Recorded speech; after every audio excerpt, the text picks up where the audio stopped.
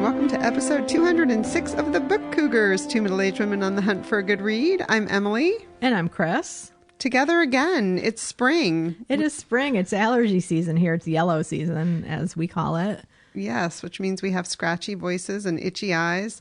I did, however, get on my paddleboard for opening season yesterday. Nice. Lovely. I had a great paddle, but everything hurts today, which is the price you pay. Oh, gosh, that's awesome. So we wanted to thank our patrons, as always. Yes, as always. Thank you all so much. And we do get questions from people like, how can they support us in a non-financial way? And I think one of the best things is to just spread the word, tell a friend about the Book Cougars. If you know they listen to podcasts, that's a great thing to do. If you have a friend who doesn't listen to podcasts yet, you can maybe show them on their phone if they have one, or on iTunes how they can listen that way. And speaking of iTunes, there are some changes that have occurred recently with iTunes. They now automatically populate a transcript of the episode, not just for us, but for all of their podcasts, which is pretty cool, I think. I haven't checked to see the accuracy of things yet, because I know sometimes some words don't exactly translate all that well. And then the other thing is that they changed the button from subscribe to follow. So now if you go to iTunes, Book Cougars, you follow us instead of subscribe, because, there are paid subscriptions now for some podcasts. So they're trying to distinguish between that. So following involves no money whatsoever. But it's a really good thing to do, because it does help podcasts get noticed a little bit more when there are followers. And then also leaving a short review is also helpful too. And it makes us feel warm and fuzzy. It sure does. And I think also just when you follow, that helps if people are looking for book podcasts. If they do just a search, the more follows we have, the more likely they are to find our podcast. So we really appreciate you helping us with that. And I'm not sure of this 100%, but I think when iTunes made that change, some people got unsubscribed. So even if you think you're following us, you might want to check and follow again. And part of the purpose also is so that when we post a new episode, you find out about it. Yeah, it automatically pops into your listening feed. Yeah. Other news, too, in the world of apps and online book consumption and video and audiobooks, Hoopla now has something called a binge pass. Have you heard of this yet? No, but I love the idea of binging anything books. Yeah, so it's a binge pass. And so those of you who use Hoopla through your library, you know that you usually have to check things out one at a time. This new binge pass will allow you to stream a whole collection of some of their premium content with just clicking the binge pass. And you get that content for 7 days. So you can watch a whole season of something potentially. Right on. Or more, depending on what they have set up. And this is something that's done with a third partner with Hoopla. But the thing that I read through the American Library Association said that they do not share any of your information. So that is always a good thing. So check out Hoopla's Binge Pass. I know I will be. I just love the idea of people hitting binge pass and getting a big tub of popcorn and just spending an entire day binging some series based on a novel or listening to an audiobook from start to finish. Right? I don't know what it looks like. I mean, I was thinking about that in terms of Louise Penny novels, because I've read them. I haven't listened to the audio, and I've heard great things about the audio. So that was one of the first things that popped into my mind. I've also heard really good things about the Harry Potter audio books. Yeah, they're really good. Yeah. Well, report back if you use this feature. We want to know what you're binging. So, Chris, what are you currently reading? Well, I'm still moving along with Moby Dick. I am just over the halfway mark now, I think. I'm buddy reading it with some friends, and we had a Zoom call this last weekend. So it was Tina and Robin L., who are regular Book Cougars listeners and participants with our bookish conversations that we do, our quarterly reads and salon, which is wonderful. So it was really kind of funny because I did read that chapter where Ishmael, the narrator, talks about a gamming when two whaling ships come upon each other and they try to connect and talk. They call it gamming, a gam, right? Let's have a gam. So it was really kind of funny because when we were setting up the Zoom thing, it was like a Zoom, a gam, a zam. So we are now calling them zams, just so you know. It's what all the cool kids are doing now. I love that. Yeah, it's good. It's going really well. And I'm reading it on my e-reader at night, which is wonderful. And then the physical book when I read during the day. Perfect. Yeah, so I'm enjoying it, and I'm trying not to get too caught up in taking lots of notes. I'm just trying to enjoy the experience of reading it. I know, it's so funny though, Chris, when we were on a Biblio adventure last week, she's like, I'm not really doing much reading this month. Like, I haven't read much. I'm like, you're reading an 800-page book. When you do that, it's hard to consume multiple books. True. And I tell you, I just don't have a lot of the energy to read multiple books like I used to. So I did really clear off things from my reading side table. And it's just like, just focus on these 3 things for now. That's all. Yeah. Well, I'm reading a book called How to Read by Monica Wood, and I'm just loving this novel. I don't know if this happens to you, Chris, but I was sitting on the couch reading it, and I just turned to the gentleman caller, like on page 2, and I said, oh my gosh, I'm in really good hands here. That's nice. Yeah, I haven't said it to the gentleman caller, but I... But I know what you mean. Yes. And that could be interpreted in many ways, but I was talking about the novel. So this book is coming out on May 7th, and Monica Wood, her last novel came out 8 years ago, and it was called The 1 in a Million Boy.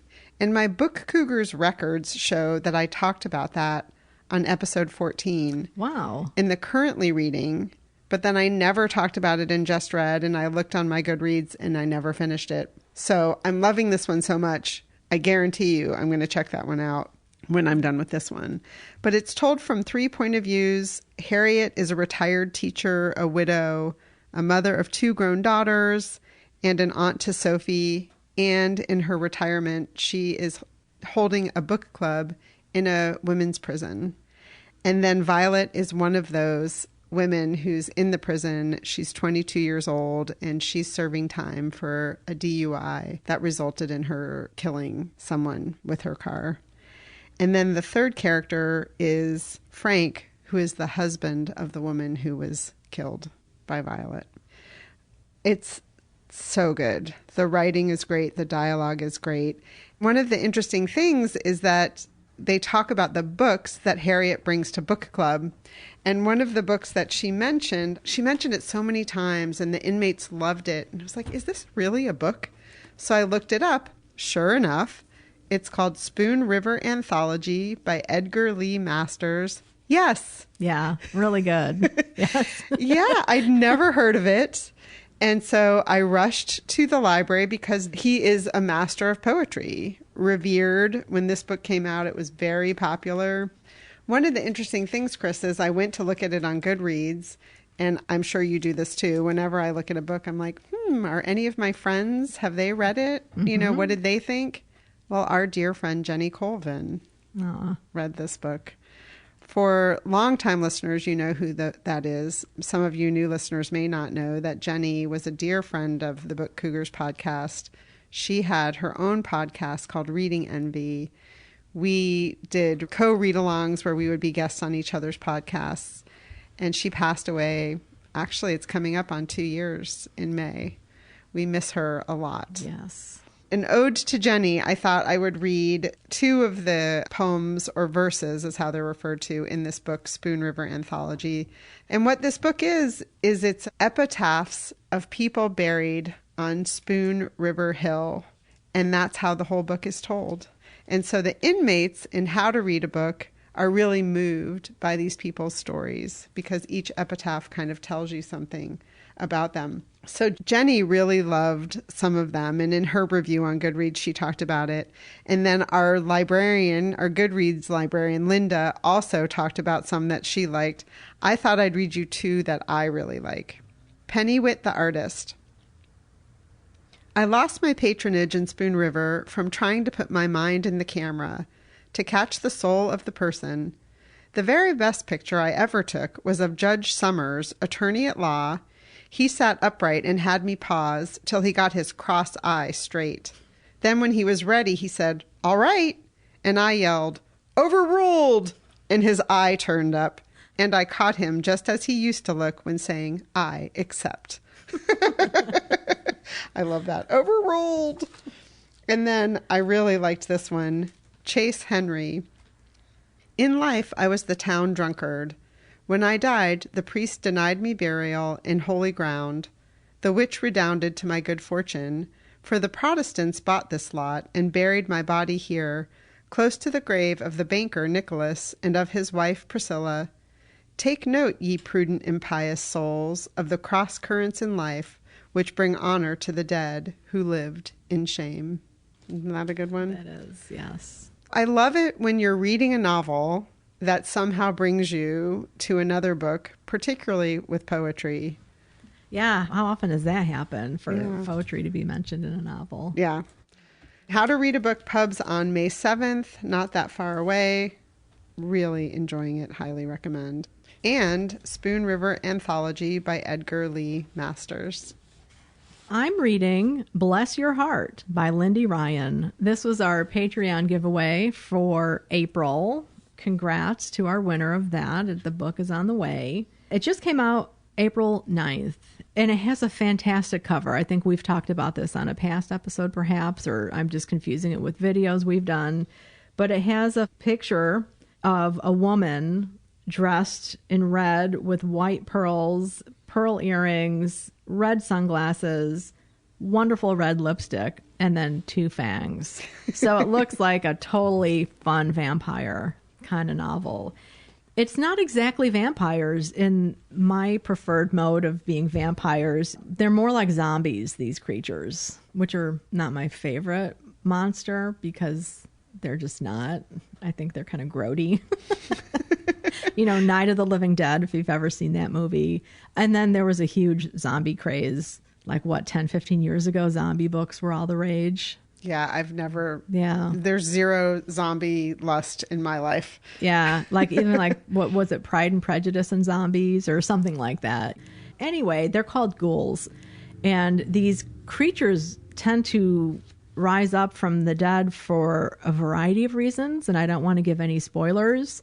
For me, at this point, I'm at the halfway mark, a little bit more than halfway. And I kind of feel like the cover's a little misleading, but there's still more to be read. So more to come on that. I'm enjoying it. It's about 4 generations of women who are running a funeral home. And the youngest member of the family is 16. She's turning 16 soon. And she's just discovering things about her family. It's in a small town in East Texas. The deputy is one of the main characters. He's trying to figure out what's going on. His boss, the sheriff, he was in love with one of the other women. Dulcie is her name. She's 80 years old, so she's the oldest surviving. Dulcie, Lenore, Grace, and Luna are their names. There was a fun little reading synchronicity with Ichabod Crane that came up, and Ichabod Crane is the character in Washington Irving's story of the Headless Horseman. And we were just recently in Sleepy Hollow. So that was kind of fun, oh, there we go. There's a dog in this story that is being harmed, but it might be being rescued too. So I want to put that out there for people. I know that can sometimes be a deal breaker for people, but she does in the acknowledgments talk about a beloved dog. So I think the dog is going to end up okay, but I don't know for sure. Again, that's Bless Your Heart by Lindy Ryan. Sounds like fun. I'm reading The Editor, How Publishing Legend Judith Jones Shaped Culture in America by Sara B. Franklin. This book comes out on May 28th, and this is about Judith Jones. Sara Franklin, the author, was working on a degree and got the chance to do an interview with Judith Jones. And she thought that was going to be it. I'm going to write this article, end of story. But they ended up becoming friends. Judith Jones was very late in her life at this point, and they would get together, cook lunch, and chat.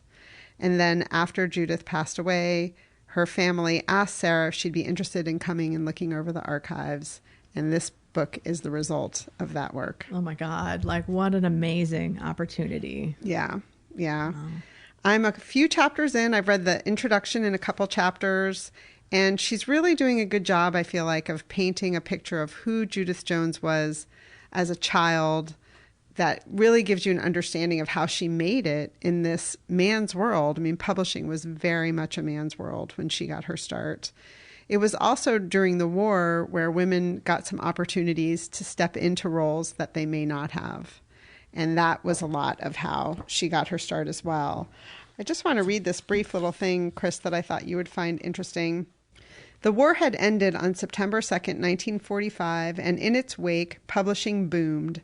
Many of the GIs filtering home had developed a reading habit while overseas, fed on cheap paperback editions of bestsellers distributed for free by the Council on Books in Wartime, CBW. In 1943, the CBW began printing armed services editions on a mass scale. By the end of the war, when its operations ceased, CBW had put almost 123 million books into circulation. The CBW kept publishers and magazine presses afloat during the war and democratized reading as well. She also just gives some background into the world of publishing that Judith is very involved in. And I should mention, for those of you who don't know, two of the things that Judith Jones is really well known for is pulling the Diary of Anne Frank out of the slush pile at the publisher and encouraging it to be published, which now we know the history of. And also, she was the longtime editor of Julia Child's, her Mastering the Art of French Cooking, and other things.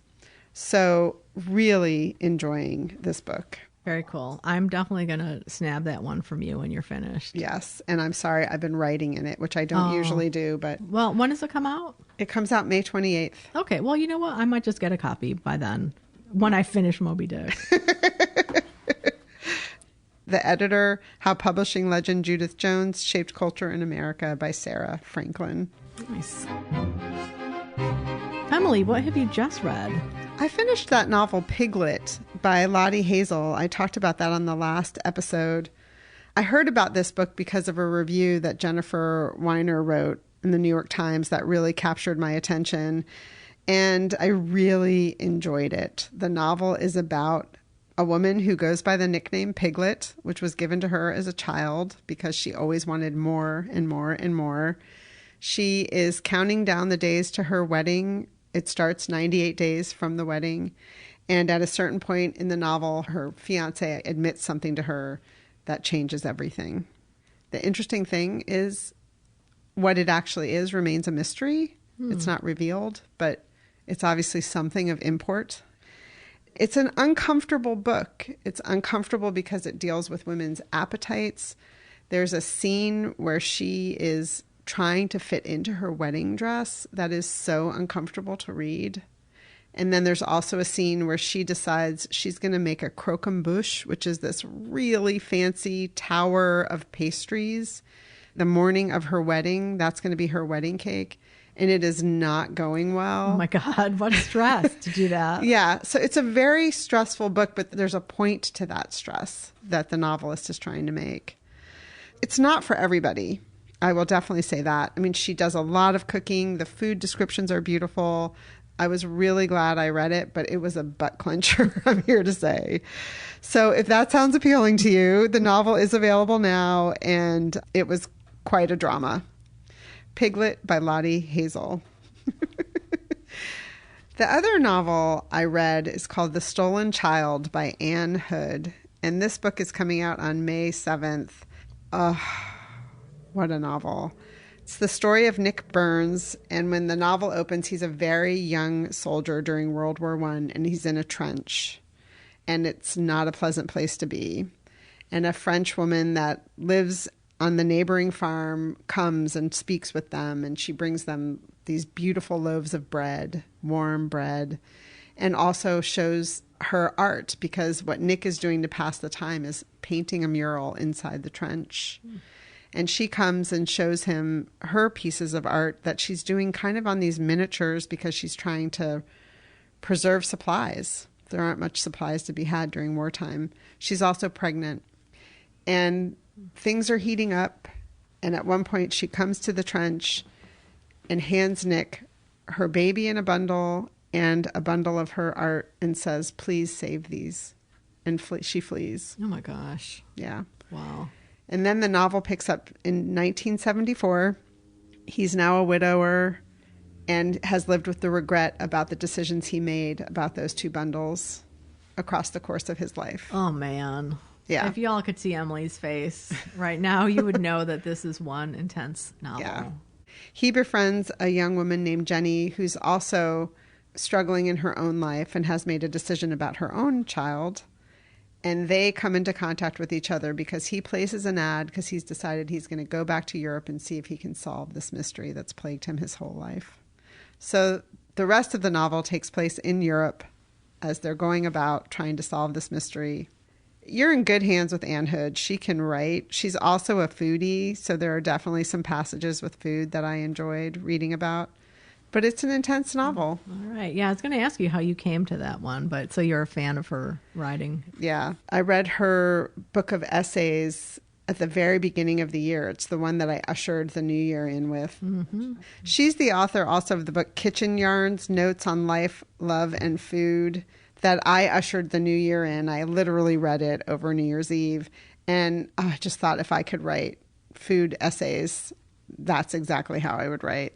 So as soon as I saw she had a new novel come out, because she's both a novelist and essayist and just an all-around interesting person. And actually, she's going to be at the Newburyport Festival in a couple of weeks in conversation with Lou Anne Rice. Oh, very cool. Yeah, I'd love to see that. So again, that's called The Stolen Child by Anne Hood, and that's pubbing just around the corner on May 7th. Pre-order it now or let your library know. Nice. Well, I finished a book that you also finished, Carson McCullers' Reflections in a Golden Eye. This is a novella that we read with our friend Kate, who lives in the Bronx and met us in Nyack, New York, along the Hudson River, where Carson McCullers made her home for the last 30 years of her life. So we thought, well, we want to go to Nyack. Let's pick something to read. I think you and I were at McNally Jackson, and they had two of her books on the shelf. And I texted Kate and said, have you read these? And I think she read The Member of the Wedding, but not this one. So that's why we read this one. And that was a plan we hatched a long time ago and finally came to fruition last week. And we did read The Heart is a Lonely Hunter as one of our read-alongs several years ago. Yes, but that was back when we first started and we were reading classics that neither one of us had gotten to that we both wanted to read. And that was a really good book. And one of the things I read about that was that Carson was saying she was trying with some of the symbolism she used to have it be a representation of fascism, which, I mean, it's been a while since we've read that book. I couldn't tell you the first thing about that. I remember enjoying the novel. Mm-hmm. So yeah, interesting. I could potentially see revisiting that. But Reflections in a Golden Eye is what we're here to talk about today. And this is a story that was set on an army base in the 1930s in the South. And it revolves around two couples, two married heterosexual couples who are white. That's important to the story because the story deals a lot with sexuality and racism, classism. It is a novella, right? The copy that we read is 127 pages. So something you could read in one or two settings pretty easily, I think. But wow, what a story. I mean, she packs so much into this. There are so many times I had to stop and pick up my dictionary to look up a word that I had never even seen before. I mean, usually I'm picking up a dictionary because it's like, what does that mean again? Oh, yes. And my dictionary that I keep next to my reading chair didn't even have one of the words. I had to go online to look up the word. But like, they're so precise, these words. So precise. Her words are so precise and her descriptions are so precise. That's the first thing I wrote down in my notes were descriptions. I mean, she can just give you this 4 sentences about someone and you just know exactly who they are. Oh my gosh. Yes. And you can picture the setting where they are. Mm-hmm. And she's a hard act to follow. I picked up several books after this and I was just like, nope. Yeah. Nope. Because this story is so gripping and her writing is just so beautiful. Mm-hmm. Yeah. And when we talked to Kate, what was fun is that there's a very new biography of Carson McCullers by Mary Dearborn. And Kate was, I think, in the middle of reading it, right? She only had maybe 100 pages to go in that. She was really trying to read a lot for our day. So thank you to Kate for being our biographer on the spot, or the knowledge bearer of biography for our adventure there. Yeah, because it really helped to inform our understanding of this story that Carson wrote and maybe why she wanted to write it and her life and her background and how it impacted her writing. Yeah. So I really enjoyed it. I wrote a couple just words down, like swingers, because there's definitely some interesting relationships between the couples and how they choose to interact with each other. Or not. Or not. Yeah. I also wrote down nipples, WTF. I'm going to leave that for the reader. Chris's remaining mum. There is definitely some use of the N-word because of the time that this novel was written, and also referring to help as the colored servant and things like that I found was interesting. Yeah, there was a black servant and a Filipino servant. Mm-hmm. It's a real psychological look at people and their inability to connect with other people. And Carson McCullers is known for writing stories of loneliness. And this book really captures that. Yeah. And some of the reviews I read were just dismissive and cruel towards some of the characters. And I thought that she was trying to portray these characters realistically and with compassion, but not a sugary kind of compassion. Like, you feel for these people, even though you dislike them. Yeah. And I think she was trying to portray something that was real. Mm-hmm. And some people still don't have the compassion to look at people who are struggling within themselves. Yeah. And I think it's with her life as well. I've heard some people writing things about Carson and her life and just the lack of understanding of what it's like to be an outsider. Yeah.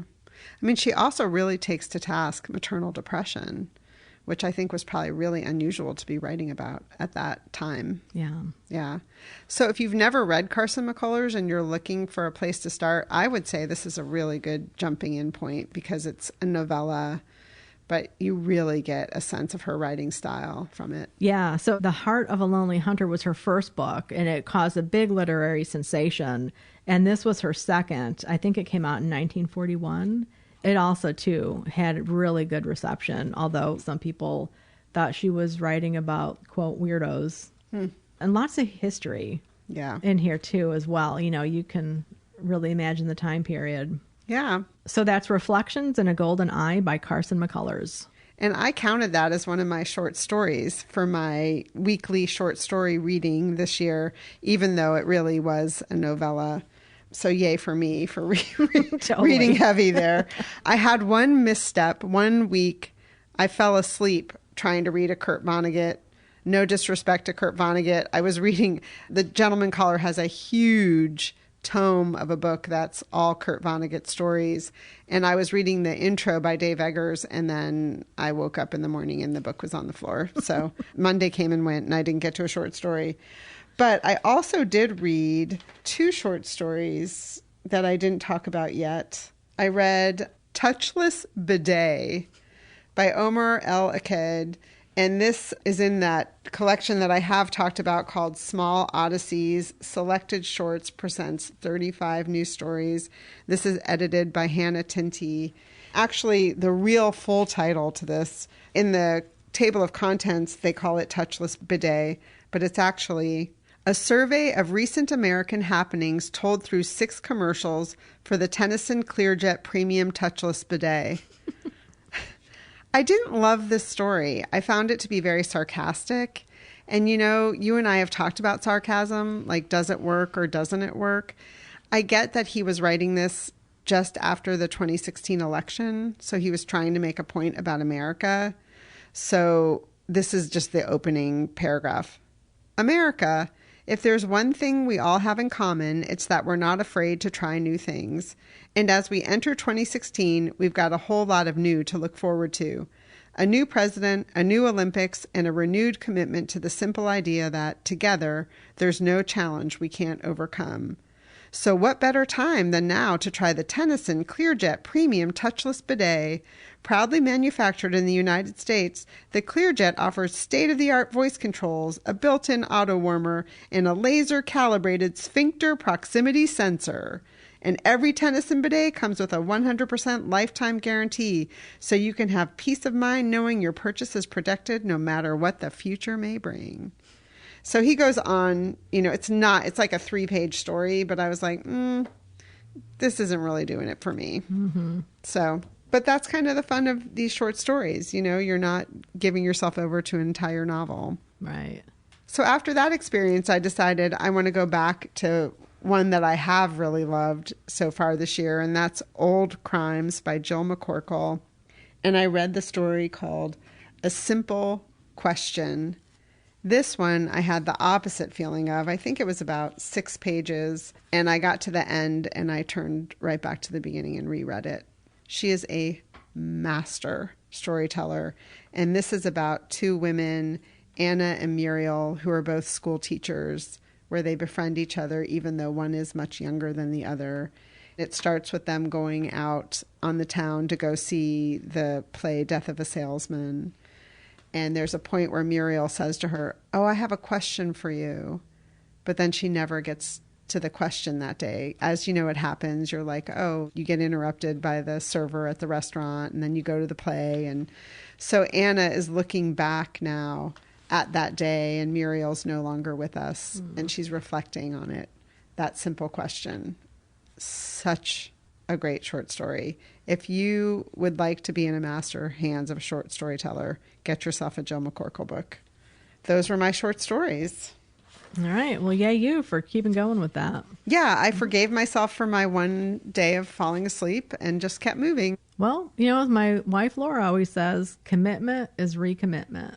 I love it. That's great. It's just like, just because you don't do something one day doesn't mean you have to throw the baby out with the bathwater, as they say. Yep. So, Chris, should we talk about Biblio Adventures? Yes, let's. Boy. Whew, we had one where we went to the Beinecke Rare Book and Manuscript Library in New Haven via New York City. Yes, it was quite the day. It was kind of odd because we were going to make a vlog of our Biblio Adventure Day in New York City, in Manhattan specifically. So we were taking little video snippets here and there. We took the 9-something train. And then at 10:27, Laura called and said, "Are you guys okay?" And it's like, yeah. And she's like, there was just an earthquake. And she felt it in Connecticut. She said, like, our bookshelves swayed and our lights swayed. And we're like, wow, we didn't feel a thing because, we're on the train. So everything was okay. She's like, I didn't know what it was at first, but it's confirmed earthquake. Okay.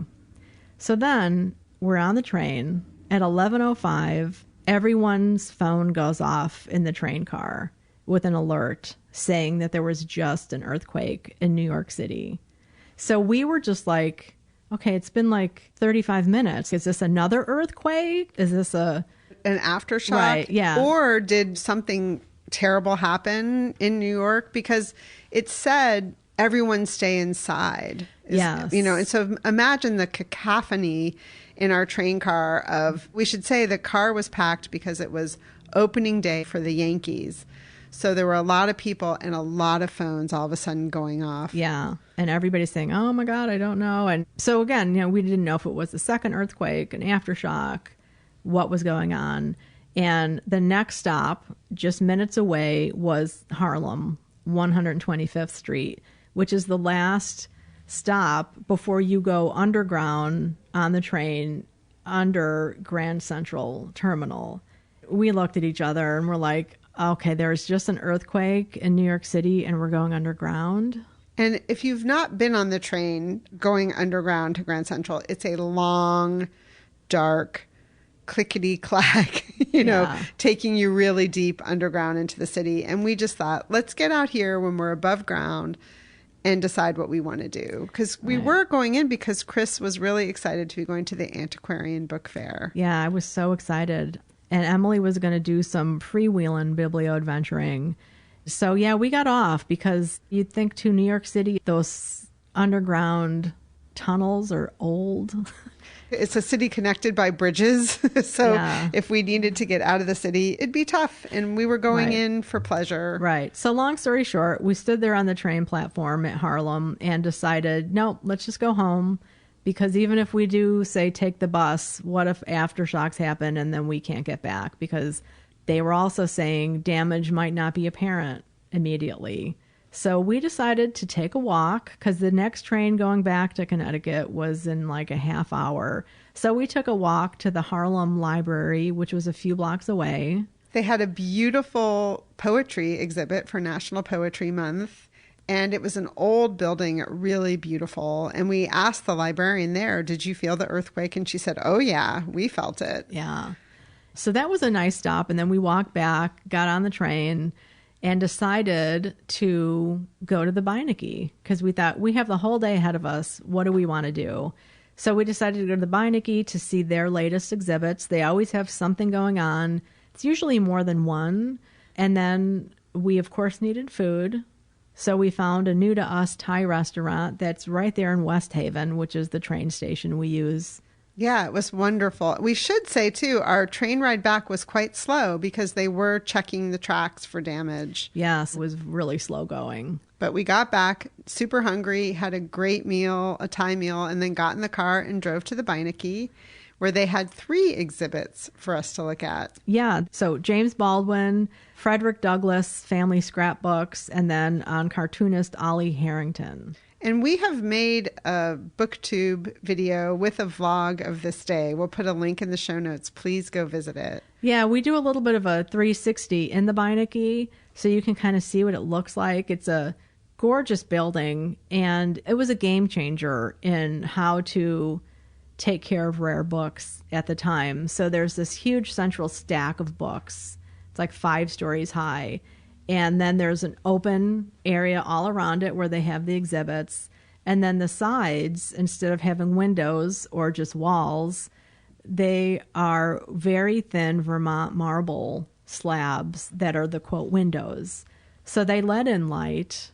And on sunny days, it's like a jewel box in there because the golden glow is just gorgeous. But that light doesn't harm the books. So it's a fantastic building. We hope you check out that video. And if you're in New Haven or just passing through, it is definitely worth a stop to see the Beinecke and then also the Sterling Library right there on Yale's campus. Right. They're in walking distance of each other, very close. Yeah. So the Baldwin exhibit was letters between him and a friend. Yeah, I really enjoyed that. It was lovely to see his handwriting and just how he talked openly to a friend. Yeah. And then the Frederick Douglass family scrapbooks were scrapbooks kept by his children about him and about continuing efforts for equality. And then Ollie Harrington had been a war correspondent, so his cartoons that he illustrated had a political bent to them. And those were really interesting to see. I had never heard of him. I hadn't either. Yeah. And so was he from Harlem? I don't remember, but some of his earlier work was about social injustice in the city. Yeah. So really great. And the Beinecke does a fantastic job of putting on their exhibits and then changing them really regularly. So there's almost always something new to see there. Yeah. It was a great day. I mean, we definitely made lemonade out of lemons that day. We did. Yes. And then we had another joint jaunt to Nyack, New York. Yes, that was our Carson McCullers day that we mentioned earlier, a day celebrating her and getting to know her turf a little bit. We met our friend Kate. We started at the Art Cafe with a delicious brunch where we talked about Reflections in a Golden Eye. And Kate also regaled us with what she'd learned reading that biography of Carson McCullers by Mary Dearborn. Yeah, it's a new biography. I listened to an interview with her. She had some access to newly released information that previous biographers didn't have the opportunity to look at. So it is the most up-to-date biography on her. So I was looking around. Carson McCullers also wrote poetry. Very brief search, looking for some things. One of the poems I came across, though, was by Charles Bukowski, who is not someone I have really read. I've made attempts in the past. But he has a poem titled Carson McCullers. And I was like, well, I have to read that. So let me read this to you all. Carson McCullers by Charles Bukowski.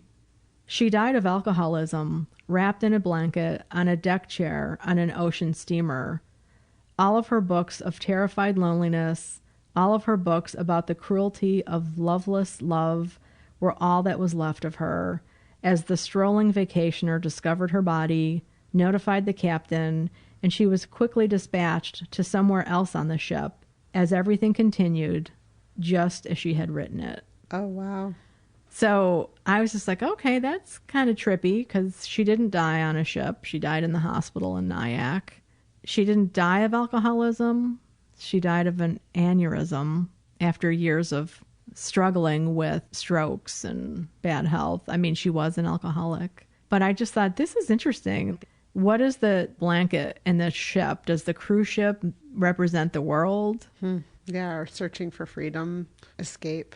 I don't know. Yeah, and I have no idea about the reputation of Charles Bukowski's poetry.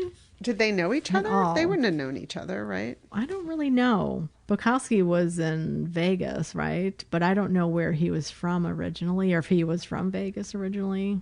Anyway, I just thought that was an interesting poem about Carson McCullers, and I'm curious to learn more about that poem in particular and why he wrote about her. Yeah. And so after our brunch at the Art Cafe, we walked just several blocks to Carson McCullers' home. Along the way, we found a scrunchie on the sidewalk. Yes, we did. Yeah, so we had a little bit of a Yulene Quang moment with that scrunchie. And if you listened to our interview with her in episode 205, you know what we're talking about. Indeed. Yes. So anyway, on to Carson McCullers' home. It apparently is broken up into 3 different apartments. I've heard that when the woman died who had been Carson McCullers' executor, when she passed on, that home was donated to the Carson McCullers Center for Writers and Artists, which is down in Georgia. The grounds are really well maintained. We noticed that. The building needs some help, but we don't know what the status is, if they are going to be turning it into a museum home or what's going on with it. We tried the doors. We peeked in the windows. We walked into the backyard, which has a beautiful view of the Hudson River and the new, well, I still call it the Tappan Zee Bridge.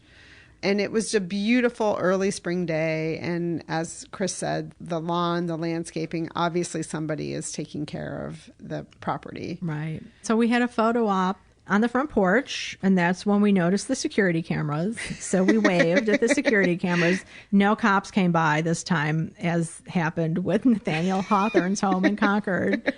So, yeah, we haven't been arrested for trespassing yet. I'm knocking on wood. And that, maybe they'd let us go just because, you know, we're the book Cougars. We look innocent. Yeah. You know what? That's what one of our family friends who's a Chicago cop said. It's just like, you know, you women with gray hair, you seem so innocent. And a tote bag with books. Right. You know. And 3 pairs of glasses each. It's like, honey, or Sonny, that is your assumption. Yes. And then we walked back down into downtown Nyack and went to the Nyack Library, which is a beautiful library. It's deceiving because the front is the older part of the library that is right on the main street. But when you get up close to it, you realize there's a big modern section attached. Yeah, they have this great walkway. If you're standing in front of the older part of the building, which is gorgeous stone, fieldstone facade, just to the right, there's a long walkway that leads you to that back new addition that was just fantastic. They did a really nice job of making that new edition serve what library patrons need today. Right, including a lot of workspace. Yes. That faces the Hudson River. Chris and I both looked at each other and said, we must come back and have a work day here. Yes. Yeah, just beautiful. Yeah. And they also had a Friends of the Library open store down in the basement. Yeah, one of those perpetual book buying opportunities. And we all found a little something. I got a copy of Book Page. Okay. But I can't remember what books you guys bought. I got a copy of Old Filth. Oh, right. Jane Gardam. Yeah, which Kate actually bought for me. Thanks, Kate. Because I only had $1 and cash only, you know, so. Oh, and Kate bought the new S.A. Crosby, right? Yes. Yeah, All Sinners Bleed.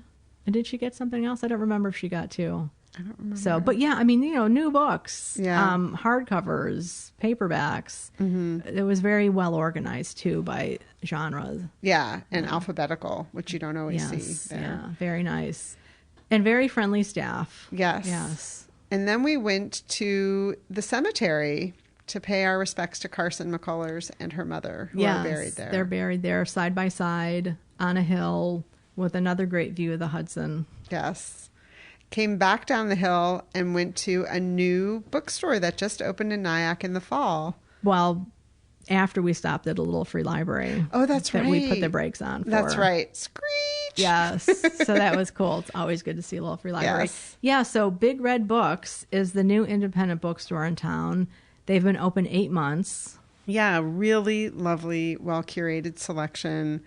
In the middle of the store is this beautiful red couch. If you go to their social media, you'll see Chris, Emily, and Kate sitting on the couch. Yes. They have a beautiful couch in their home, and they entertain a lot, and the couch has always been the center of great conversations and comings together in their home. So they thought having a red couch in the bookstore would have that same vibe. And so the day that we were there that evening, they were having their first silent book club. Unfortunately, we couldn't hang around. We had to get back. But that would have been a fun thing to attend. So we wish them well. They have authors coming in and signing. So check them out. They are on social media and they have a website. Yeah, we'll put links in the show notes. And then we went down the street to Pickwick Books, which was a very different experience. Very different. And Kate has kind of said, she's like, it's used, antiquarian, and rare books. Oh, and new. They had some new books too. And she had said, you know what? The way the shelves are packed, it's not exactly her cup of tea.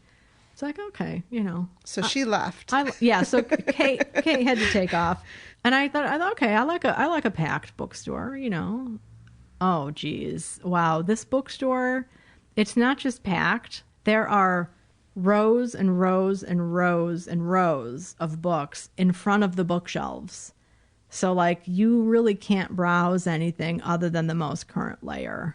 And if you see a book, it might be underneath 25 books. Right. So when we walked in, the owner's like, let me know if you need a hand with anything. We're like, okay. And then we knew what he meant. Yeah. It wasn't just your usual, I'm here to help.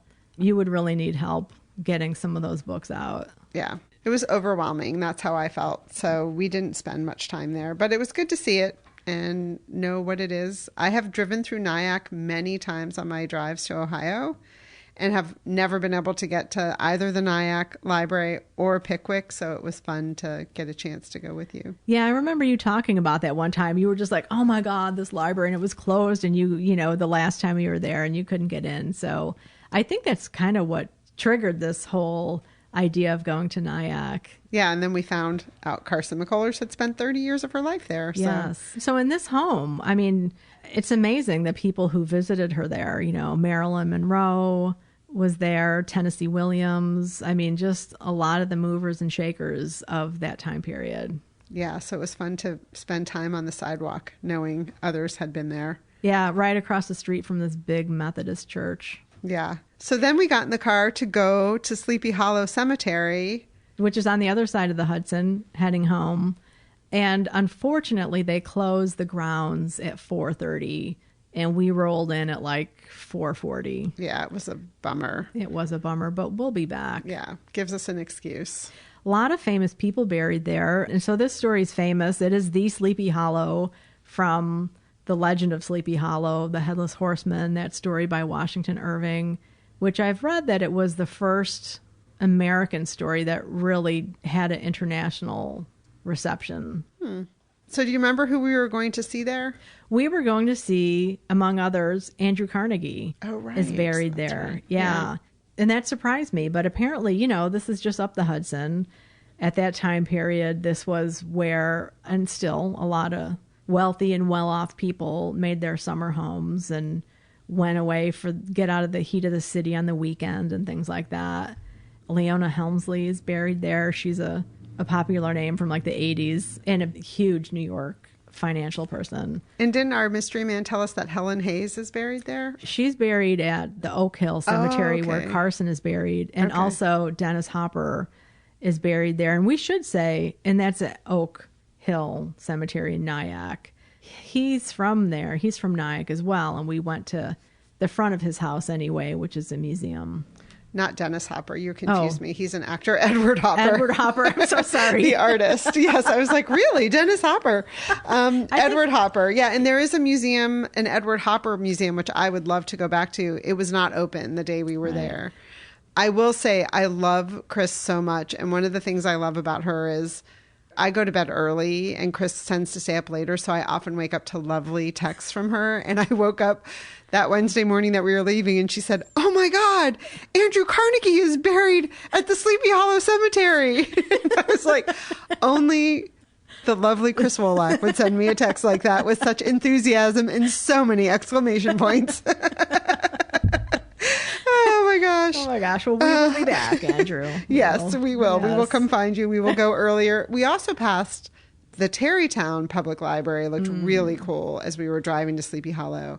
So we talked about going back for a work day there as well. So. And then, work day, work for a couple hours, take a nice long walk through the cemetery, work again for a couple hours. Or go over the bridge to Nyack and work at that library. We could do that. We could do so many things. We could do a progressive library hop. It's a new thing. All while being productive. Oh my gosh. So 2 really fun joint jaunts. Reminder that our Beinecke, New York City jaunt Biblio adventure is on our vlog over on BookTube. And BookTube is YouTube. Yes. For those of you who are new to that site, they call it BookTube if you do book things on YouTube. So if you do go over there and you watch it and you like it, please like the video and subscribe, and then you'll get notifications when we put out a new video. We tend to do them every Friday. We do a Friday Reads video, but we had so much fun doing the vlog concept, which we haven't done in a couple years. I think the last one we did was with Aunt Ellen in New York City. Mm-hmm. Yeah, I mean, the pandemic put a little stop to our Biblio adventuring, so we're really excited to be getting back. And we also, too, there are times when we're like, we're just going to be in the present moment. Right. Which is kind of how we were with Nyack, I think. You know, we did take some pictures and we'll certainly post them and share them, but I think we really wanted to be in the moment talking about that novella and hanging with Kate and talking literary stuff and really taking in Nyack. And, you know, it's so amazing to picture an author living in the place and what their life may have been like. I know she had mobility problems towards the ends of her life. Yeah. I think what we'll do is put some pictures of our Nyack Day in our April newsletter. So if you are not subscribed to our newsletter, go to bookcougars.com and you can subscribe to the newsletter and see pictures of that day. We took a few little videos in the library and things like that. Lots of places you can find the Book Cougars. Should we talk about upcoming jaunts? Yes. Well, I'm excited that our buddy Carolyn Levitt's novel is finally coming out the day this episode drops, whatever episodes do. It's called Days of Wonder. And Carolyn is a friend of the Book Cougars. She's been on our YouTube channel. She contributed to episode 200, telling us about 2 books she couldn't wait for us to read, including Days of Wonder. And she is striking out on tour next week, the day after this novel pubs. She's going to be at R.J. Julia's right here in Madison, the town over from us. And then she's going to Bank Square Books in Mystic. And then she's going up to Northshire Books in Manchester, Vermont for Booktopia weekend. Yay, Booktopia. Yeah, which is April 26th through 28th, I believe. We'll put a link to Northshire Books. Reminder that you do pay to go to Booktopia and attend all the author events, but there is a free event on Saturday night at Northshire in Manchester where all of the authors speak, including Carolyn Levitt. So I'm really excited. Chris and I are going to go on a joint jaunt to RJ's Wednesday, April 24th, to see Carolyn in conversation. Yeah, I'm so excited to see her and meet her. Yes, in I've person. met her. Have you? Yeah, I met her at Newburyport, and I can't remember where else. I don't think I have. Oh, she's lovely. Yeah. I would also like to make a shout out that April 24th is my son Jacob's 30th birthday. Wow. Which is shocking to me. And Jacob was our first Patreon supporter. Aw, that's awesome. Yeah, and I remember at the time we started the Cougs, because it was December 2016, he was a ski instructor at Breckenridge in Colorado, and he would listen to us on his bus rides to the mountain and back. Nice. Yeah. I can't believe he's 30. He's my baby. That's just a little bit insane. But anyway, happy birthday, Jacob. And thanks for listening and for all your support. Yes. It's been great. Yeah. Absolutely. I didn't realize he was our first patron. Yeah.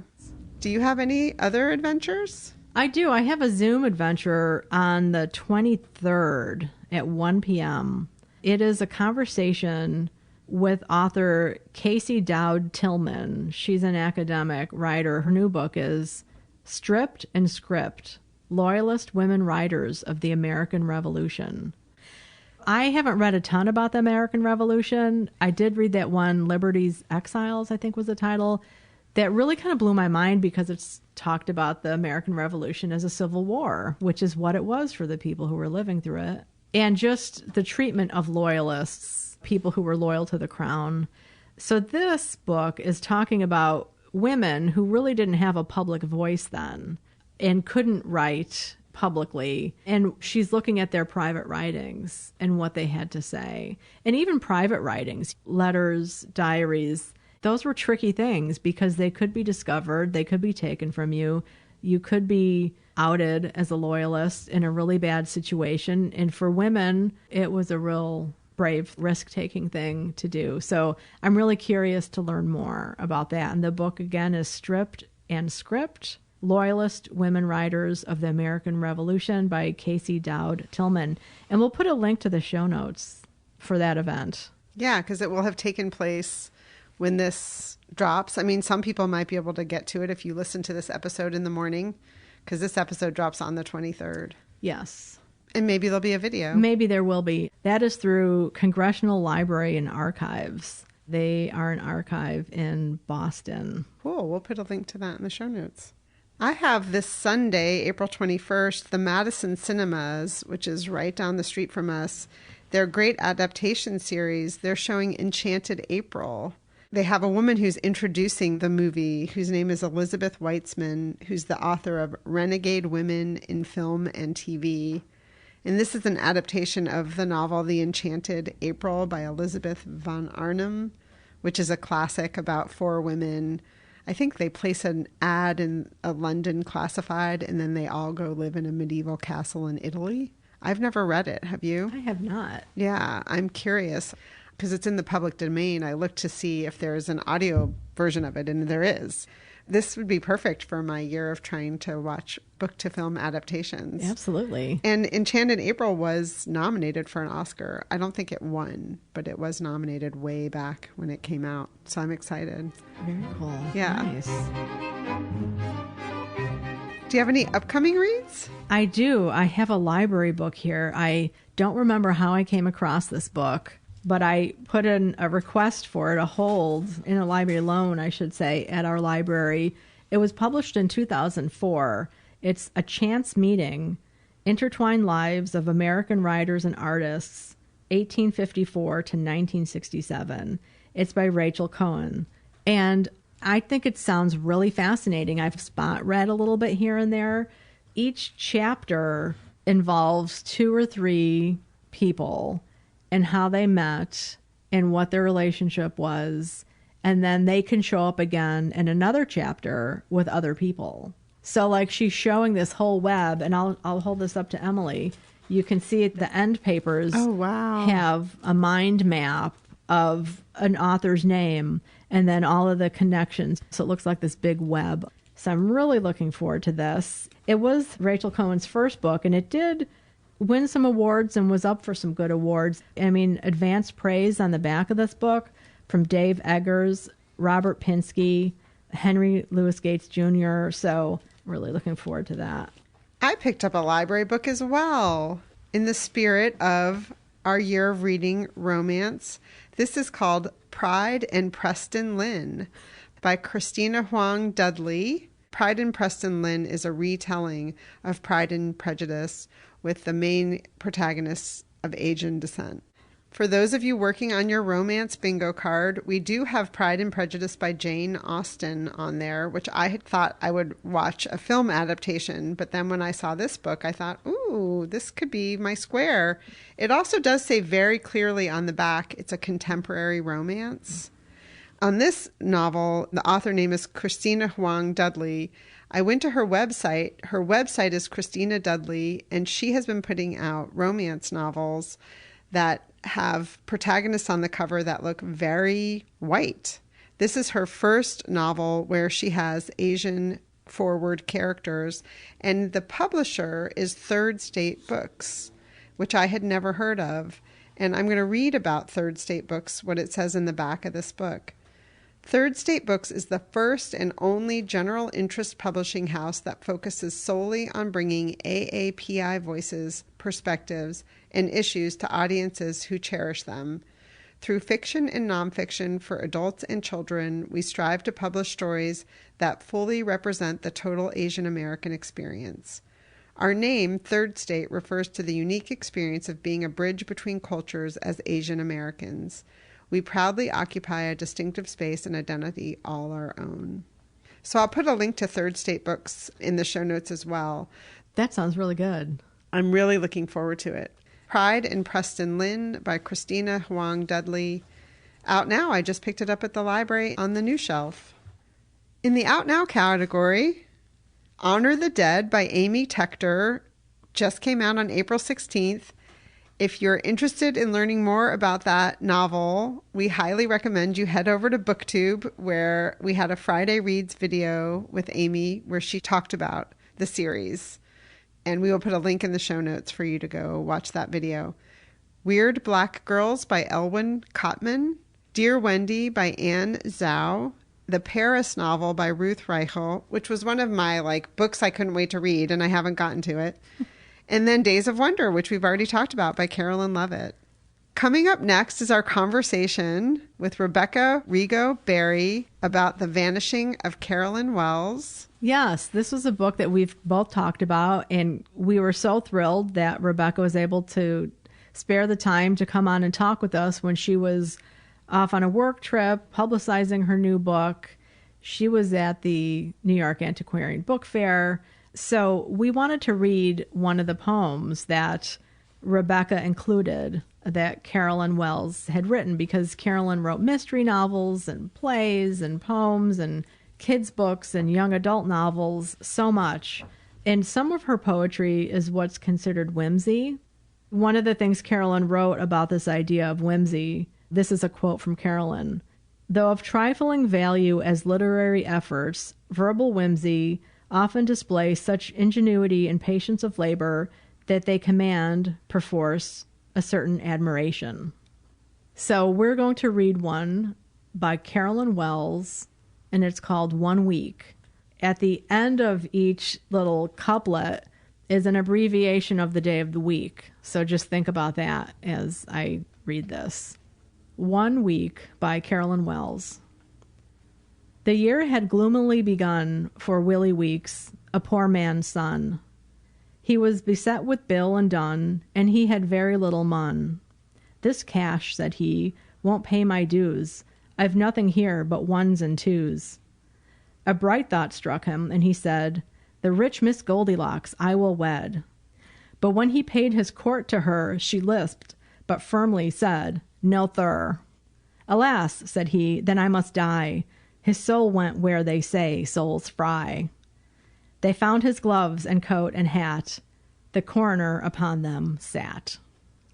So that's good. Sunday, Monday, Tuesday, Wednesday, Thursday, Friday, and Saturday. I just think when I was listening to it, because I listened to the audiobook version of The Vanishing of Carolyn Wells, I didn't quite get it, I don't think, until I saw it. I guess I need to see things visually sometimes. Mm-hmm. But, she was just such a witty, funny, whimsical person. And people sought her out to do these little ditty poems as a toast at special occasions. And I want to just say about this book also, it reads a lot like a memoir, because Rebecca is discovering Carolyn Wells and writing about that discovery. So if you're a memoir reader, I think you'd really enjoy this book as well. Yeah, absolutely. She's describing her research process and the vanishing of Carolyn Wells. She gets that vanishing from one of Carolyn's own novels. Yeah. Which is kind of cool. So we read you quite a bit of poetry this episode because National Poetry Month is coming to an end. But we here at the Book Cougars love reading poetry every month of the year. And we hope that you do too. Enjoy our conversation with Rebecca. Happy reading. We're so excited to welcome Rebecca Rego Barry, author of The Vanishing of Carolyn Wells, Investigations into a Forgotten Mystery Author. Rebecca is a writer and editor and has a master's degree in book history.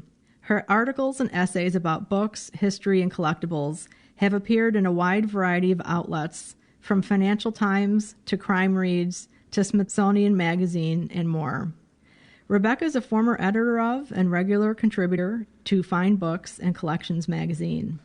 Her first book, Rare Books Uncovered, True Stories of Fantastic Finds in Unlikely Places, was published in 2015. Welcome, Rebecca. Thanks so much for having me. Rebecca, we're here today to talk a lot about Carolyn Wells, but we wanted to talk about you a little bit first. Can you start by telling us what it means to get a master's in book history? Yeah, right. I mean, a lot of people are like, what is book history? So I usually say something like, it's like art history, but for books. So kind of a combination of history, literature, maybe a little media studies. I did like coursework in sort of the history of propaganda, so the publishing of and the creation of, but also courses in like medieval manuscripts, and we would go into the library and they would bring out some medieval books and we'd get to sort of flip through them and talk about who the artists were and who the illuminators were and who the scribes were and all the different jobs involved in making something like that. So it's kind of an all over the place degree, but yeah, just the way somebody would study art, the history of art. You study the history of books and printing and publishing and the whole mechanism of it. Very cool. Do you have a favorite time period? I guess I would probably say the Victorian time period when publishing really kind of explodes and, newspapers become such a big deal and journalism, like that whole time period, the Charles Dickens era. And of course, I was a journalist for 20 years, so I guess that's probably a stock answer somewhat. Well, your book, The Vanishing of Carolyn Wells, is so exciting. For listeners, it's part biography, it's part investigation into why this hugely prolific, popular author and personality, no one knows her name today. And it's a bit of a memoir, too, of your research experience. Yeah. One critic called it a process biography, which is not a phrase I had heard before, but I immediately was like, yes, that is what it is. You're right. I didn't know there was a name for it. And maybe he coined the phrase. I don't know. But exactly that, sort of taking the reader in arm and saying, you're going to help me on this little journey of mine, try to figure out what happened. And we're going to go and visit places like Rahway, New Jersey, where she grew up, and Upper West Side of Manhattan, where she lived the last 25 years of her life. And we're going to see if there are any clues we can sort of pick up in any of these places. I just kind of knew from the beginning that's the way I wanted to write it, because I thought, well, A, who's going to want to read 300 or 400 pages about somebody they've never heard of? But B, like, that's the kind of book I like to read. I like to sort of feel like I'm a part of it. I mean, I'm a huge fiction reader, but when I read nonfiction, I really love memoir. I love biography, autobiography. I just love when I'm hearing the person's story too and getting really personal with the author. So I kind of knew from the beginning that's the way I was going to approach it.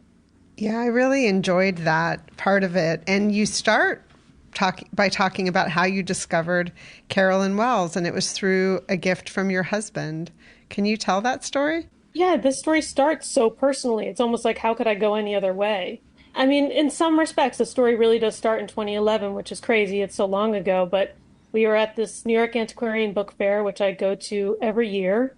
I used to go to it as part of my job as the editor of this magazine called Fine Books, and now I just go as a regular old bibliophile and collector.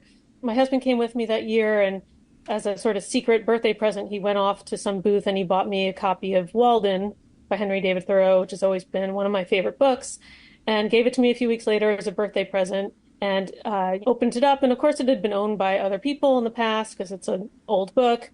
And it had 2 bookplates in it, and one bookplate is a bookplate of Carolyn Wells, which I didn't know the name. I just thought it was a really funky, interesting bookplate. She has styled herself as this like Renaissance lady, and she's holding in her hands this little gargoyle creature, which I later found out is called the Lincoln Imp. It's like a little devilish statue in the UK. And her name is there at the bottom. And I thought, female book collector, interesting, sort of off the bat, because there weren't that many women who had the money or the agency to be collectors on their own. But I kind of just put it on the shelf and didn't think too much about it. But then I started to notice mysteries written by somebody named Carolyn Wells, like vintage 1920s, 1930s, at different book fairs that I would go to. And it started kind of like little by little putting it together until I found out in 2018 that this British imprint was going to reprint a book called Murder in the Bookshop by Carolyn Wells. And I was like, oh my gosh, okay, the aha moment happens, like this is it. It was then I decided, okay, I'm going to write an article about this woman who's a book collector and how she uses her knowledge of rare book collecting to write this mystery story about a book collector who gets murdered in a rare bookshop. So I was really doing that research and writing that article for Crime Reads that I just began to think, wait a minute, she's even more than this. She's more than collecting. She's more than mysteries. I learned she was involved in humor writing and poetry and children's books. And I just thought, why do I not know this person if she was so prolific and so productive? And so that was kind of the starting point, really the like official starting point was like early 2020. It's amazing. It is amazing. And that she predates Agatha Christie. I think so many people think of Agatha Christie when they think of early women mystery writers. And she was putting out novels before Agatha was going at it. So, I mean, that's really eye-opening for a lot of people. Yeah, I mean, a good 10, 11 years before Agatha Christie. There is a scholar in England, a man named Stephen Knight, who he's written an article saying that he thinks, a scholarly article saying he thinks Agatha Christie was actually inspired by Carolyn Wells. And some people might just be aghast at that kind of claim, but they were writing the same thing, these sort of country house, locked room. They both, at least at the beginning, had a pretty staid approach to writing and very prim. And, they weren't going to get too gruesome about anything and everything was going to get buttoned up in the end. So is it possible? I mean, it's certainly possible. Carolyn's books were translated into other languages, definitely published in England. She was an Anglophile, so she was in England as much as she could be. And Agatha Christie had American relatives too. So, I mean, there's definitely some cross currents happening. And Carolyn also wrote that handbook for mystery writers as well, right? Yeah, and that's probably one of her, if you want to talk about like legacies or contributions to literature, that's a pretty big one because it was really the first history of the genre, the mystery genre. And it was kind of a how-to. So it was also sort of teaching people, like if you want to get in on this mystery writing thing, which was really booming in the early 20th century, like this is how you can do it. It was one of those things where a publisher just came to her and was like, we need somebody to do this. Do you want to do it? And she never turned down that kind of proposition. I mean, it was probably one of her faults, frankly, because she ended up writing herself over so many different genres that maybe at some point hard to take someone seriously when they're writing, a history of the mystery genre, but then they're also writing like a children's ABC book, or they're also writing poetry or, parody novels. Can we talk about women in humor and what they thought about women and being funny and Carolyn's role in that? Yeah, that was really surprising to me when I was researching that part of her life. From the mid-1890s onward, she would write lots of poetry and prose for magazines, big, little, everything in between. She published so much. Life, Saturday Evening Post, The Lark, Puck, all these different magazines. And she would just do really witty little pieces of like wordplay, and that was her favorite, wordplay and puns and that kind of thing, puzzles and parody. She had a circle of humorists that she was friends with. Oliver Herford was one of them. Gillette Burgess was another one.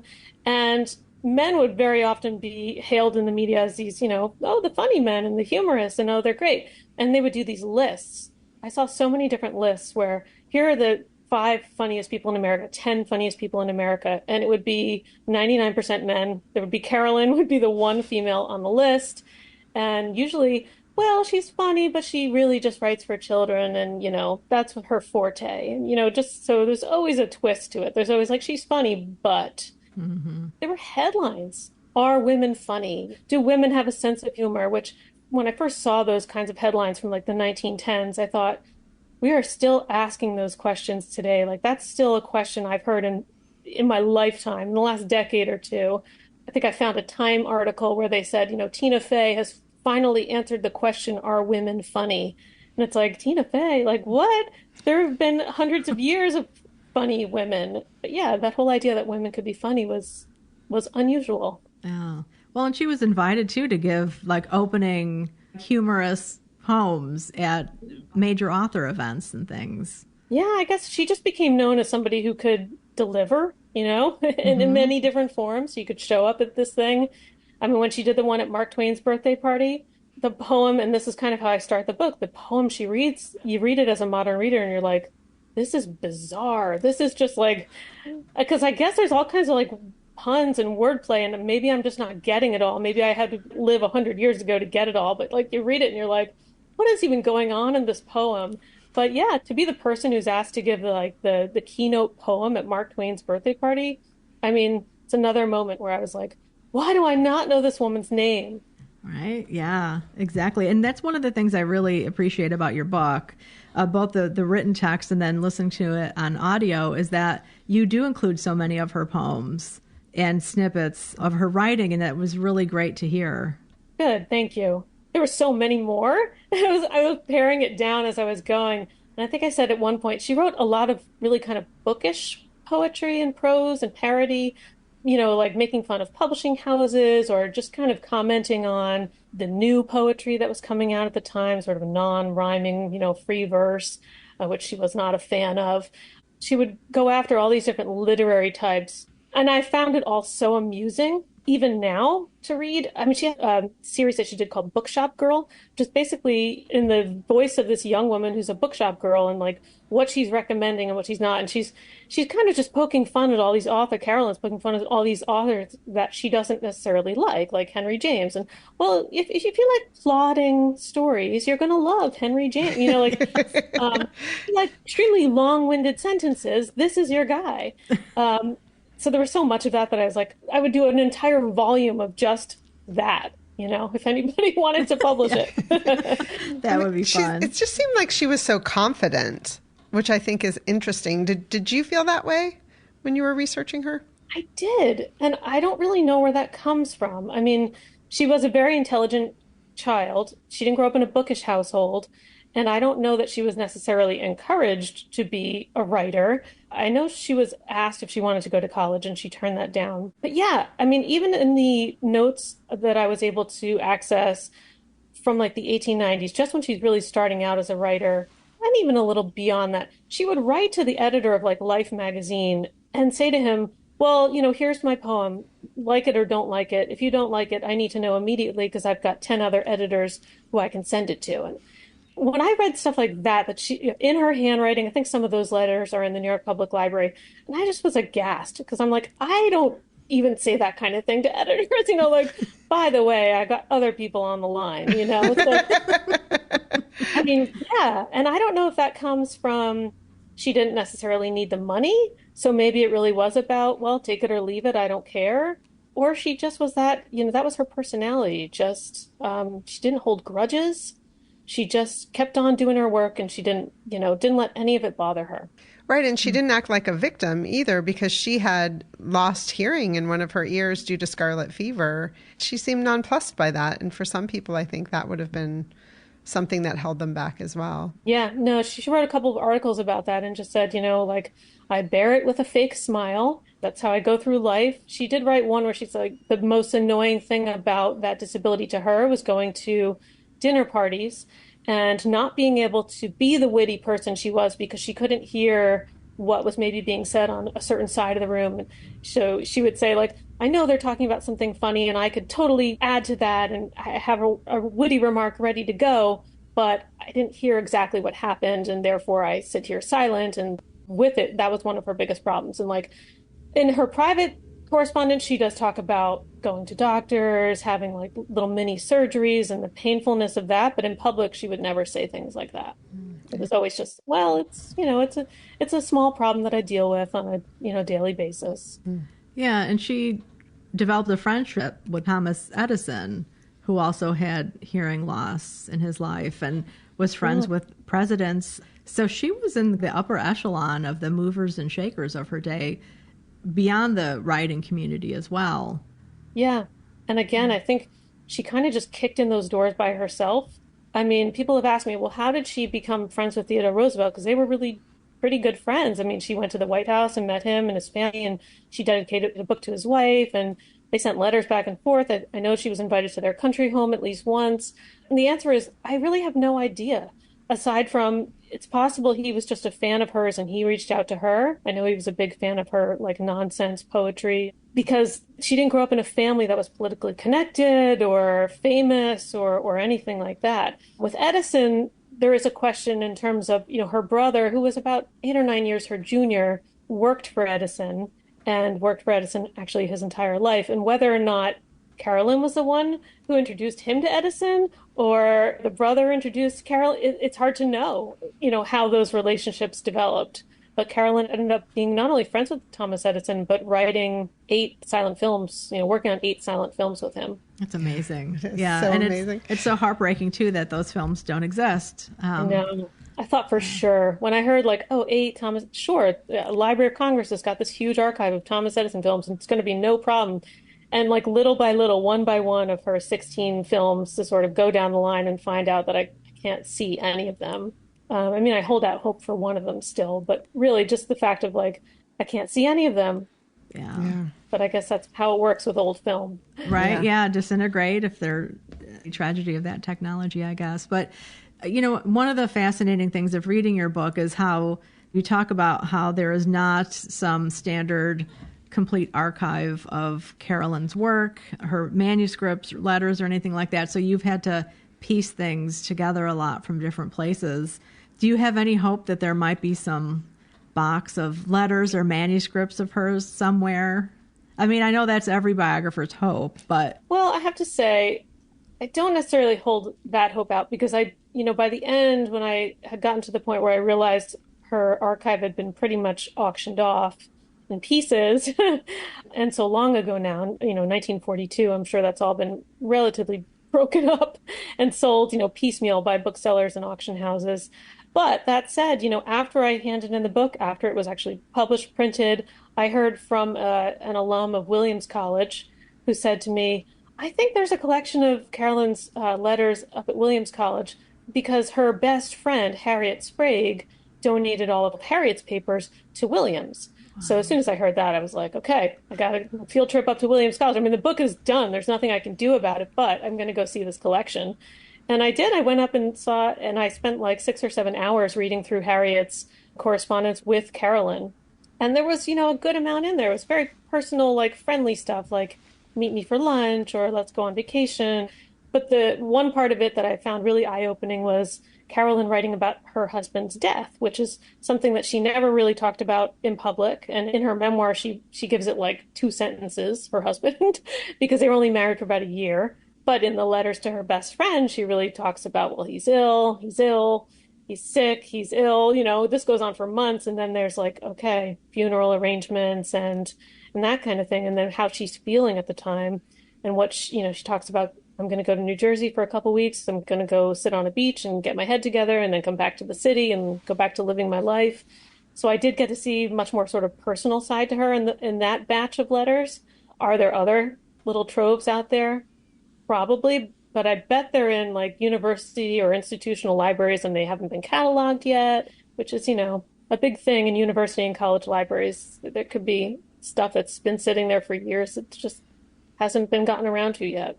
Right. I mean, that's one of the great things about writing a biography like this is, you're putting the word out and maybe you'll get more phone calls like you did from Williams. Fingers crossed. I know. But what will I do with it? Everyone's like, are you going to update this and make a second edition?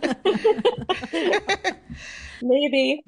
You do mention the term bibliomania in this book. Can we talk about that and also maybe your own collecting, how you have collected Carolyn's work and others? Yeah, I mean, Carolyn was a huge collector. Even as a child, she talked about collecting pieces of nature shells, like that kind of rocks and things like that. So she always had that in her, which is funny because I have always had that in me as well. I was a big time rock collector as a kid, and I would collect business cards. I had all kinds of things that I loved to collect. But then, and she collected like glass and silver and figurines. She went through phases of collecting autographs. She collected the autographs of her closest artists and author friends for decades. And that collection is actually still in a beautiful bound volume that her great niece owns. It's one of the only real heirloom type things that's left of her. But I guess after her husband died in 1919, some friends kind of took her aside and said, hey, why don't you put some of your energy into book collecting? And she really just took that and ran with it and started collecting mostly rare editions of Walt Whitman. Although she collected a lot of other areas too. Lewis Carroll was one of her favorites. Obviously, that whole wordplay and nonsense poetry thing. I mean, he was one of her favorites. And then what she called the Concord School of Poets, which was Thoreau and Emerson and Alcott and that whole group, which, again, getting back to My Walden, that's where that came from. But yeah, she collected so much Walt Whitman that she had to hold a sale of duplicates, like 3 years later. Entire sale just of duplicate editions of what she already owned. And when she died, she gave it all to the Library of Congress. But all the other books, I mean, she didn't just collect Walt Whitman. So Whitman went to the Library of Congress, and then all of the other books, which she left everything when she died to her maid. So the maid sent everything to auction. And so there was an auction of all books, an auction of all furniture, furs, pianos, that kind of thing, like all the stuff in the apartment.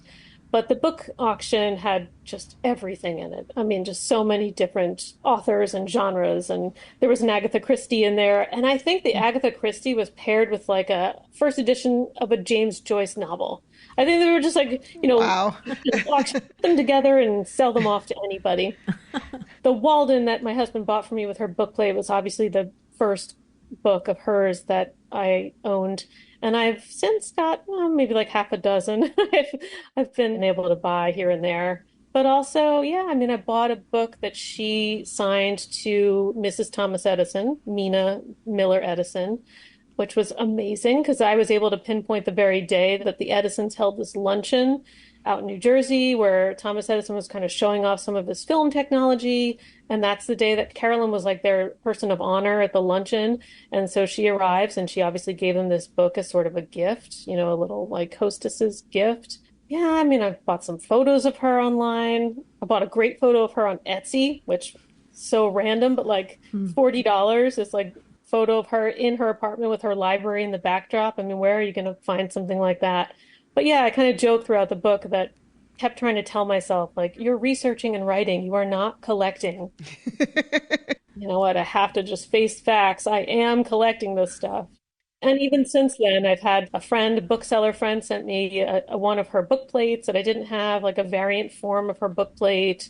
And somebody sent me one of her young adult novels that, I think it had like a really fun inscription in it. So now I've got all these people sort of out looking for me, like letting me know when they see cool things I might want. That's great. So your book just came out in February. Have you been hearing yet from readers? I'm curious, like what types of people are reading the book, if this is a question that's even answerable, but obviously collectors, but are you getting like people who are interested in women writers in general? Yeah, and I think actually the most response, like I thought that I would get most response from sort of the mystery readers, because that was her biggest thing. She wrote 81 mysteries, so that was kind of like the biggest part of her writing life. But actually the people I'm hearing most from are interested in her young adult novels, specifically her Patty books, they call them. There were 17 of these that Carolyn wrote between 1901 and 1919. And they were kind of like the Bobbsey twins or like the Hardy Boys or that kind of thing, which was also happening right around the same time. I mean, way before Nancy Drew, but right around the time of Hardy Boys. And Carolyn was writing with the intent of writing for girls, which she felt there just wasn't enough out there for young girls to read, and was writing novels that were fun, a little adventuresome, but definitely had like a moral to them. These, the girls were behaving very nicely. And so the parents and grandparents could feel really good about giving them to their daughters and grandchildren, but girls liked them because they've got like a a tween girl who goes on all these adventures and does all this fun stuff, like theatricals, and goes house hunting with her dad, and like goes to the Jersey Shore for the summer. So these are books that, because they were reprinted, and I think also because they were sort of handed down from mothers and grandmothers to girl children, they have just lived a whole other life, and some people just really cling to them. Actually, today I was at a bookshop in Savannah, Books on Bay, I should say it's called, and they had this so beautiful, it had a little tiny like nook, like a little reading nook, full of Nancy Drew, Hardy Boys, all these young adult series books. And I was like, "Do you have any Carolyn Wells?" And she said, "Oh, I do have Carolyn Wells, but not here. Have them in storage, but I don't have them in the shop because they just recently moved." And she's like, "But the Patty books, I always get asked for the Patty books." And I'm like, Oh. "I know you do, because that's the one thing I'm getting asked about is the Patty books." That's cool. Fascinating. Yeah. Wow. Oh. So, do you have any advice for somebody who might just want to start getting into book collecting or ephemera of some kind? Do you have any words of wisdom? Um, well, I mean, I think most people know if they are collectors, right? I mean, of anything, because it kind of calls to you in a weird way. But, I used to edit this magazine called Fine Books and Collections, which is online and it's quarterly. And yeah. And I'm a big fan. You are? Oh, yeah. Love it. Certainly that magazine is a great little entree into the world of collecting. But I also would say go to an antiquarian book fair. There are several held. Actually, the New York one is coming up in just a few weeks. There's Boston, usually around Halloween, sort of early November. There's California. It happens in February. There's one in Florida that's really great. It's like walking through a museum, except everything is for sale. And they've really made an effort in the last few years to offer things in the, you can buy something for $25. You can buy something for $100. Not everything is going to be $10,000, but you can also look at all those wonderful $10,000, $20,000, $100,000, you can look at probably a Shakespearean folio if you want to. They'll let you touch it. They'll let you flip through it. I mean, It's amazing. that is a great way to see what's out there and to kind of make your way into that community. And I think that community, which has long been thought very male and very old and very white, is really beginning to change. So, yeah, that's what I would say in terms of getting into book collecting. Very cool. That's great. Yeah. So, as an avid crossword puzzler and New York Times Wordle player, connections. Okay, I play every game on the New York Times, as I'm sure some of our listeners do. Can you talk about Carolyn's potential impact on the world of crossword puzzles and games? Yeah, I'd love to, because that's another place where she's been entirely erased. Carolyn Wells, like I said before, did not grow up in a bookish household, but grew up in one in which puzzles were the thing that the family did together. So it was always something she worked on as a kid. She was a puzzler all her life. And even when she was just breaking into writing for magazines, especially children's magazines, puzzles were one of her fortes. So she had a column in the St. Nicholas magazine, which was like a literary magazine for children published by Scribner, where she just did puzzles for like over a decade. She did these crazy bicycle puzzles and like word games. And then in the 1920s, when sort of crossword puzzles were finally getting some notice, she started out being a crossword puzzle editor for something called the Midweek Pictorial, which was a supplement to the New York Times, but not the New York Times. I actually talked to the crossword puzzle editor, Will Shorts, about this because I was like, I think Carolyn was your very first crossword puzzle editor. And he was like, no, because the Midweek Pictorial was published by the New York Times, but it wasn't the paper, the proper. So, we have a bit of a difference of opinion there, but she was editing that crossword puzzle in the 1920s. And when the very first crossword puzzle book came out in 1924, when she saw it come out, she was like, oh my God, it's finally happening. Everyone is finally catching up to what I've been interested in and what I've been doing. And she, of course, put her own crossword puzzle book out just a few months later, which I have a copy of because I bought one of those on eBay or something for like not much money. And yeah, it's just like a really cool cover. I think I posted it on Instagram. It's got this amazing cover, and it has this little patch on the side where you put your pencil in, so you could carry it around with you wherever you wanted to, Nice. innovative. But yeah, and she did puzzles. She wrote other brain teaser books too. Again, didn't matter if she was writing mysteries or whatever else she was doing. She was also Like somebody came to her with an idea to do a book of brain teasers. Yes, I'll do it, It's amazing. Yeah. Yeah. Fabulous. Wow. Well, and Will Schwartz, like she's not doing it using a computer, not to be disparaging, but, I think that's pretty amazing to write a crossword puzzle book.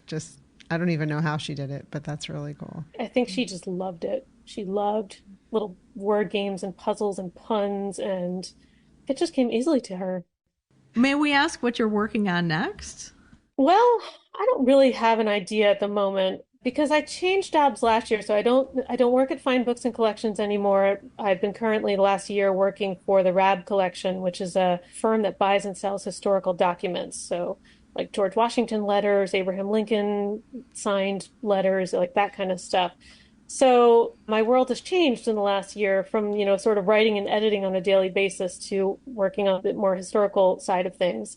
But that said, yeah, I mean, I love researching and I love writing. And so I don't think it'll be long before I come up with a new topic. And I would say this, I liked writing about a forgotten figure, even though it's very hard to sell an agent or a publisher or even the reading public on a forgotten person. I would much rather read about somebody I've never heard of that might sort of broaden the scope of what I know than read like the 10th biography of X or, whoever it is. Because I don't know, I just thought like just bringing this person back into the public eye, bringing her back into the conversation, I don't know, just bringing something back to life. So I really enjoyed that. Mm-hmm. But again, making an agent or a publisher or readers interested in that kind of thing is not easy. Yeah, it was also really organic how it happened. It wasn't something you planned to do. So maybe when you're at the antiquarian book fair next week, something will happen. Who knows? Right? Yeah. I know when people ask me, I'm like, well, it took 8 or 9 years between book 1 and book 2, so I wouldn't hold your breath. But on the other hand, I would like to do it earlier than, that. Right. Yeah. Well, gosh. Well, thank you so much, Rebecca, for coming on and taking the time to talk with us about this fantastic book, The Vanishing of Carolyn Wells. I mean, it reads like a mystery novel in itself, and she's such a fantastic person to have done this recovery work on. Great. Thank you so much. I'm so glad you liked it. Thanks for listening to The Book Cougars with Chris Wallach and Emily Fine. We'll be back again with another episode in 2 weeks. Until then, come chat with us on social media, Goodreads, or email us at bookcougars@gmail.com. If you'd like to help support our podcast, please tell others about us, leave a review wherever you listen, and consider becoming a patron. Even $1 a month is a big help. Learn more about that on our website, bookcougars.com, where you'll find the show notes for this and all of our past episodes. Thanks, everybody. This episode was edited by Pat Keogh Sound Design.